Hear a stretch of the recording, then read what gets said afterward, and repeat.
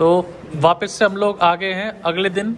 कल जो student Splendor कर रहे थे, ये आज हमारा पल्सर पे आ गए हैं। तो स्प्लेंडर कल हो रही थी, कल का वीडियो आपने देखा था।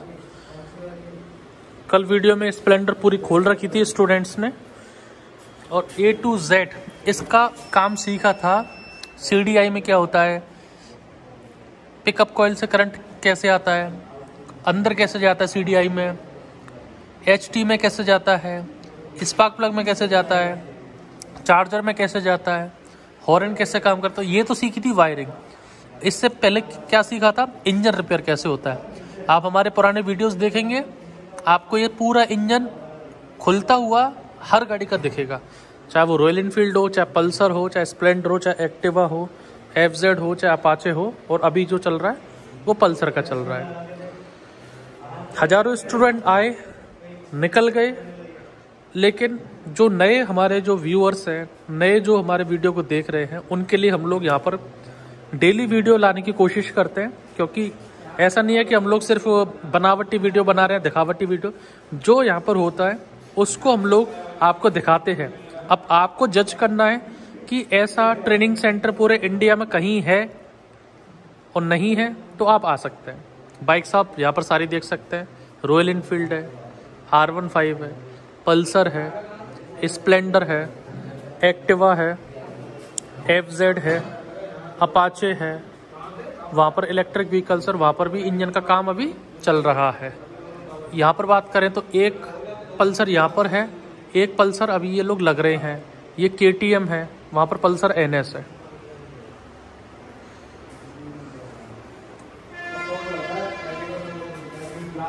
और इन सारे वीडियो जैसे अभी यहाँ पर प्रैक्टिकल चल रहे हैं, ऐसे हमारे ओल्ड वीडियोस में आप हर गाड़ी का प्रैक्टिकल देख सकते हैं, स्टूडेंट कैसे करते हैं। 5 लोगों का बैच बनता है, 4 से 5 लोगों का, और इस टाइप से धीरे धीरे ट्रेनिंग होती है। होली का टाइम चल रहा है, बच्चे अभी सब घर गए हुए हैं, ट्रेनर भी घर है, लेकिन फिर भी एक सर हैं जो यहाँ पर बेसिक अभी इनको समझा रहे हैं। इंजन जो है उसकी ट्रेनिंग अलग बैच कर रहा है, ये जब तक वायरिंग को समझ रहे हैं। ये मल्टीमीटर है, स्पेशली ये वायरिंग टेस्ट करने के लिए आता है।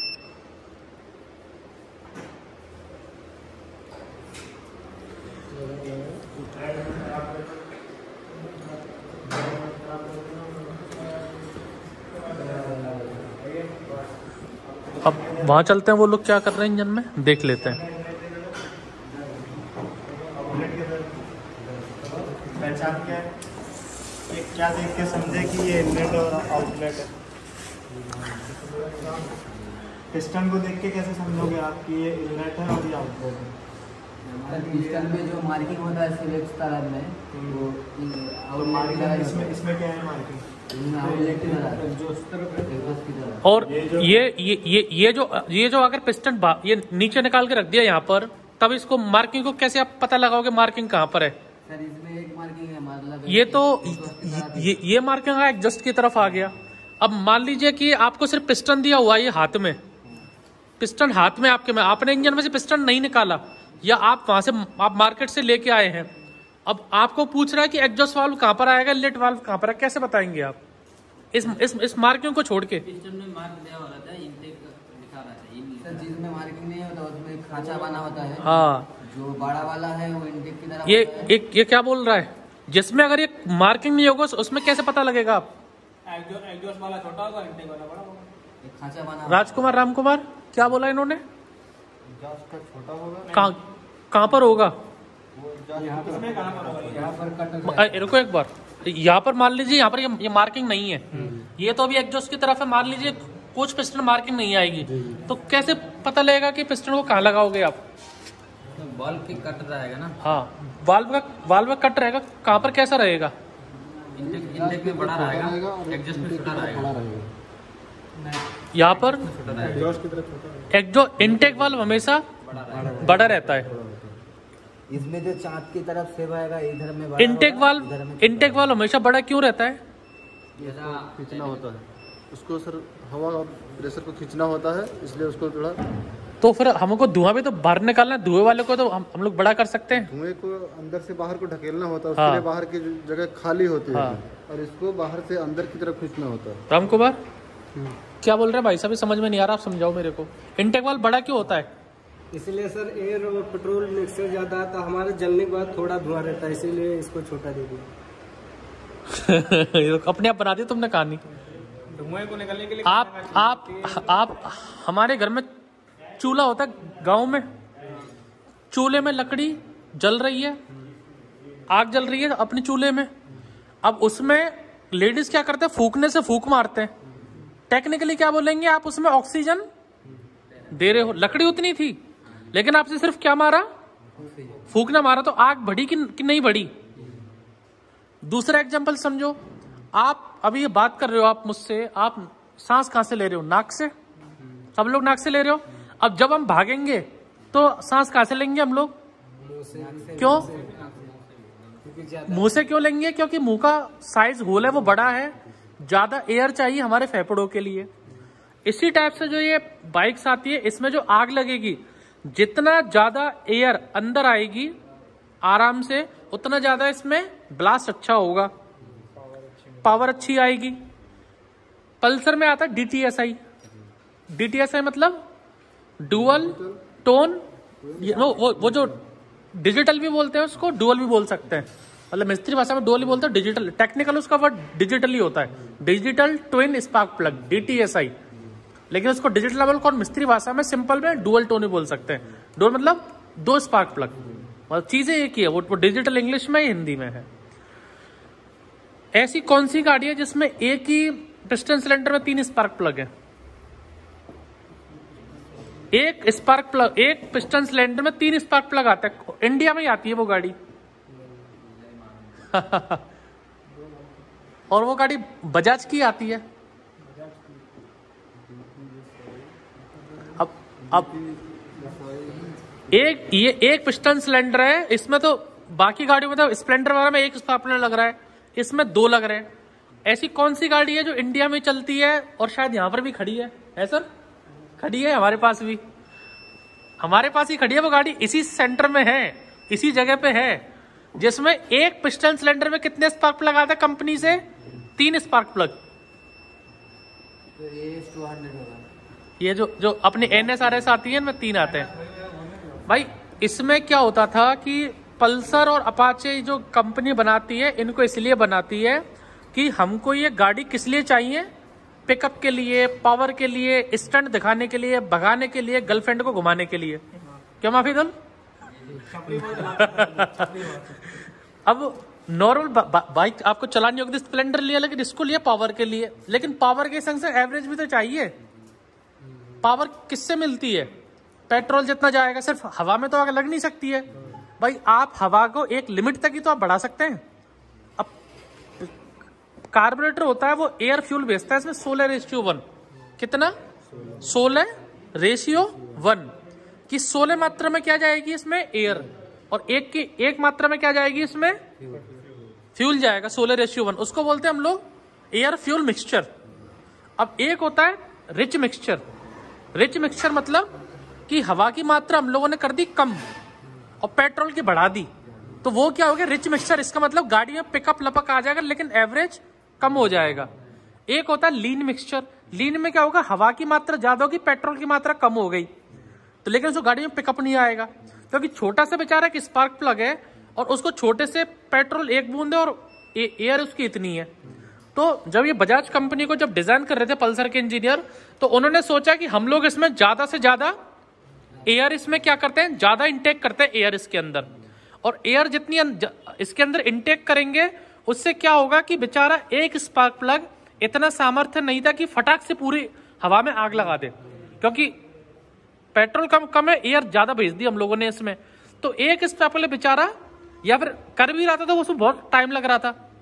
भाई एक इसमें मैंने पेट्रोल भर दिया, अब एक तो मैं इसकी मामूली से हल्की सी एक चिंगारी लगाऊं और एक पूरा बड़ा सा चिंगारी लेके इसे पटक दूं, किसमें ब्लास्ट होगा आपका जल्दी?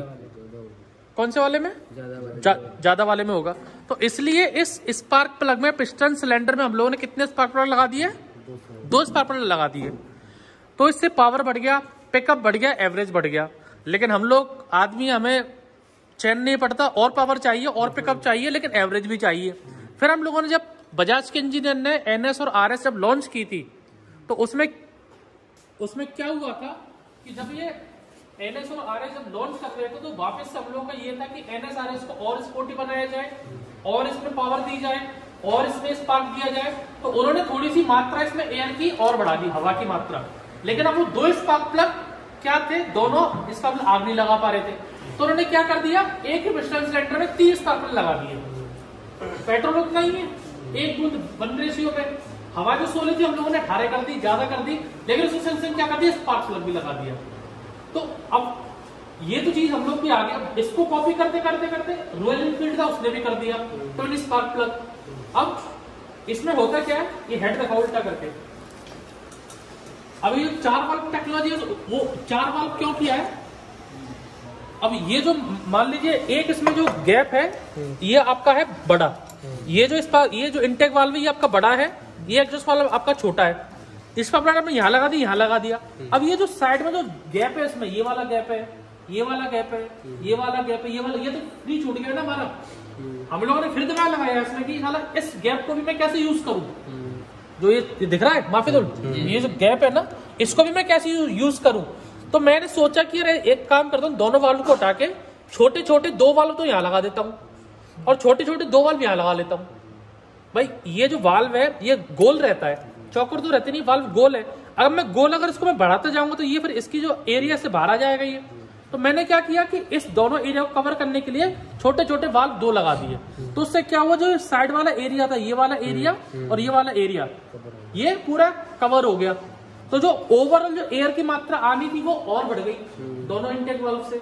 ये वाला जो धुआं जो निकल रहा था, क्योंकि एयर तो आपने खींच ली, अब एयर खींचने का मतलब है कि आप अभी सांस ले रहे हो, तो आप खींच रहे हो तो वजन किस पे पड़ रहा है, हमारे फेफड़ों पर पड़ रहा है खींचने में। और एक जैसे हॉस्पिटल में कोई मरीज भर्ती हो जाता है, उसके बॉडी में जान नहीं है, वो एयर को नहीं खींच सकता, तो वो क्या करते हैं, उसके मुंह में ऑक्सीजन लगाते हैं कि प्रेशर से हवा उसके अंदर जाए।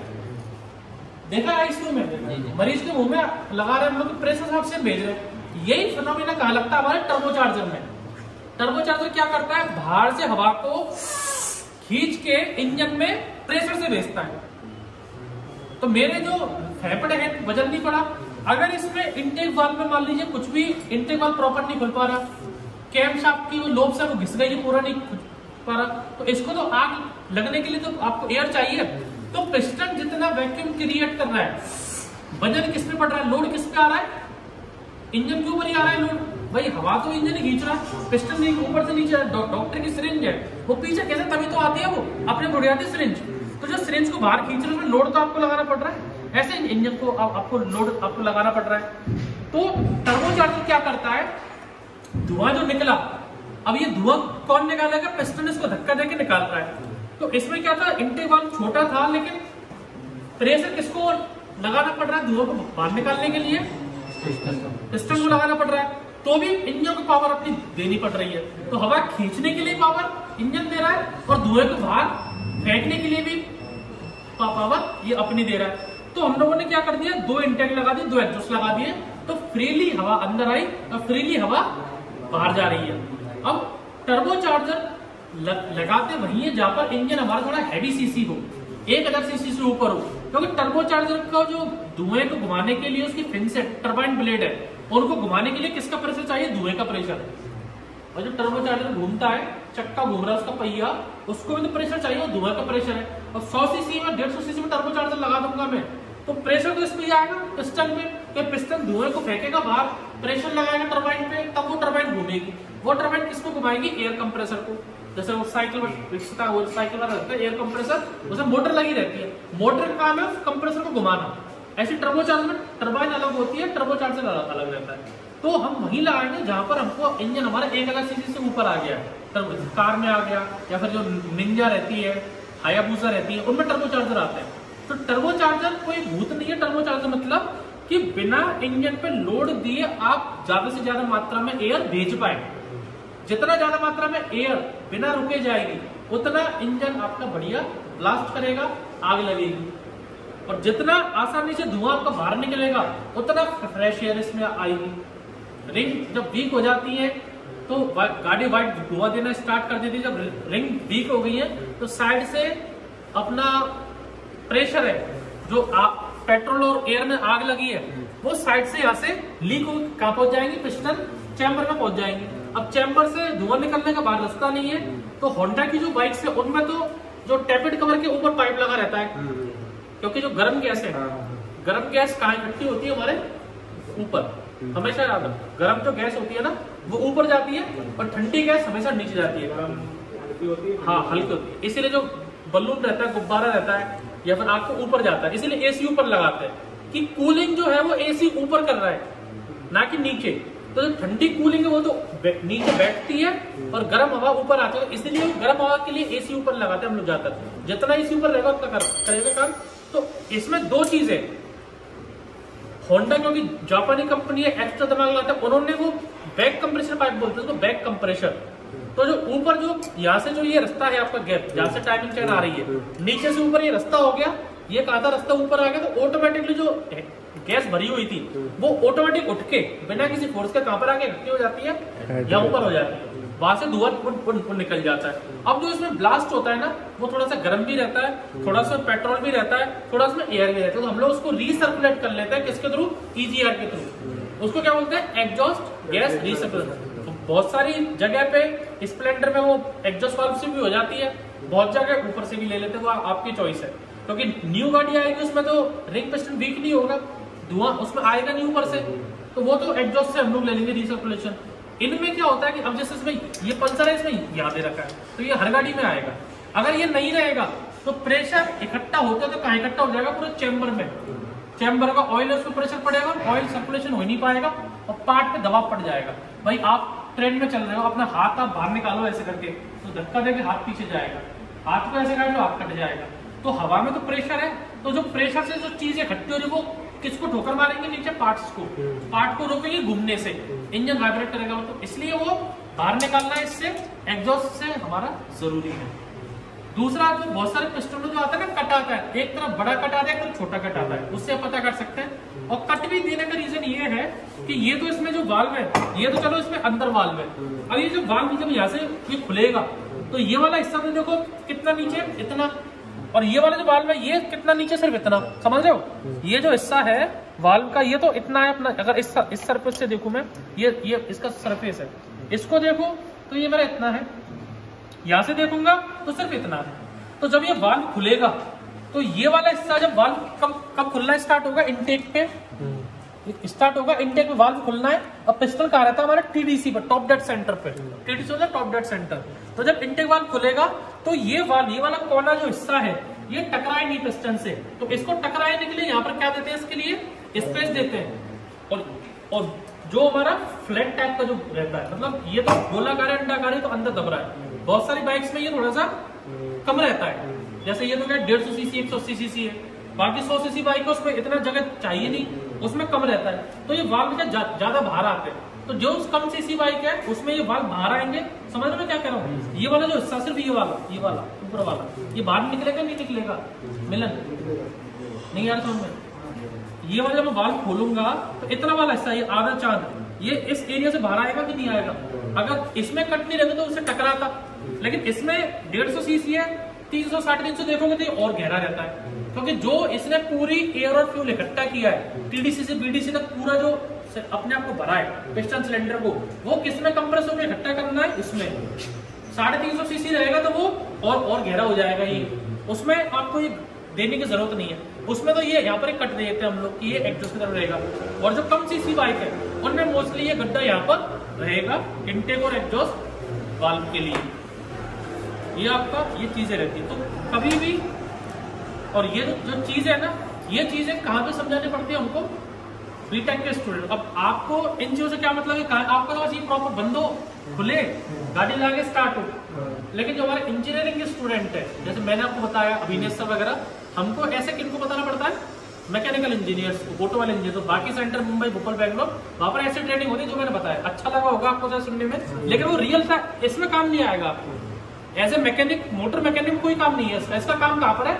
जब आप इंजीनियर हैं, आपको इंजन डिजाइन करने हैं, इंजन आपको डिजाइन करने हैं, तब वो चीजें वहां पर काम आती है। लेकिन यहाँ पर आपको एक कॉन्सेप्ट समझ में आना चाहिए कि हाँ ऐसा क्यों है, एक की जगह 2 कर दिए, 6 क्यों नहीं कर सकते, 7 क्यों नहीं कर सकते, या 1 क्यों निकाला, 2 क्यों नहीं, लीन मिक्सचर क्या, रिच मिक्सचर क्या है। तो ये चीजें ऐसी होती है कि इनको इंजीनियर R&D करके हम लोग इनको पढ़ाते हैं इंजीनियर्स को, फिर वो जाके सब बताते हैं।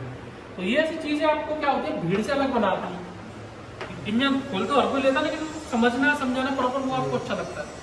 मेरे हिसाब से आज की ज्ञान बहुत है, आज आप पक गए होंगे। नहीं।